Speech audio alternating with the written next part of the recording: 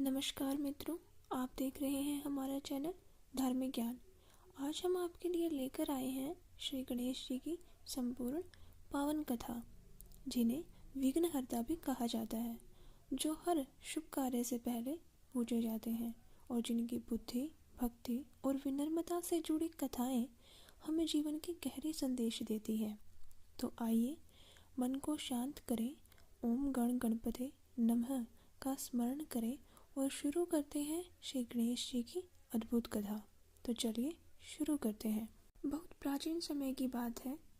हिमालय की पावन पर्वतमालाओं के बीच स्थित कैलाश पर्वत पर भगवान शिव और माता पार्वती निवास करते थे। कैलाश साक्षात वैराग्य, तप और शक्ति का केंद्र था। वहीं माता पार्वती सृष्टि की जननी, प्रेम और करुणा की मूर्ति थी। एक दिन भगवान शिव तपस्या हेतु कैलाश से बाहर गए हुए थे। माता पार्वती अकेली थी। उन्हें स्नान करने की इच्छा हुई, लेकिन द्वार पर कोई रक्षक नहीं था। माता ने सोचा, अगर कोई अनजान भीतर आ गया तो। तभी उनके मन में एक दिव्य विचार आया। माता पार्वती ने अपने शरीर के उपटन से एक सुंदर बालक की आकृति बनाई। उस बालक के मुख पर तेज था, नेत्रों में मासूमियत और शरीर में दिव्य आभा थी। माता पार्वती ने उस बालक में अपने तप और शक्ति से प्राण फूंके। बालक ने आंखें खोली और माता को प्रणाम किया। माता पार्वती ने स्नेह से कहा, वत्स, आज से तुम मेरे पुत्र हो। मैं स्नान करने जा रही हूँ। जब तक मैं बाहर न आऊँ, किसी को भी अंदर मत आने देना, चाहे वह कोई भी क्यों न हो। बालक ने आज्ञा स्वीकार की और द्वार पर खड़ा हो गया। कुछ समय बाद भगवान शिव कैलाश लौटे। उन्होंने द्वार पर एक बालक को देखा। शिवजी ने भीतर जाने का प्रयास किया, लेकिन बालक ने उन्हें रोक दिया। शिवजी बोले, मैं इस स्थान का स्वामी हूँ, मुझे जाने दो। बालक बोला, मुझे माता की आज्ञा है, कोई भी अंदर नहीं जा सकता। यह सुनकर भगवान शिव को क्रोध आ गया। उन्होंने अपने गणों को आदेश दिया कि बालक को हटाया जाए।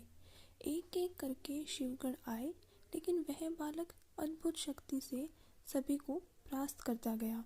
देवता, ऋषिगण सभी चकित रह गए।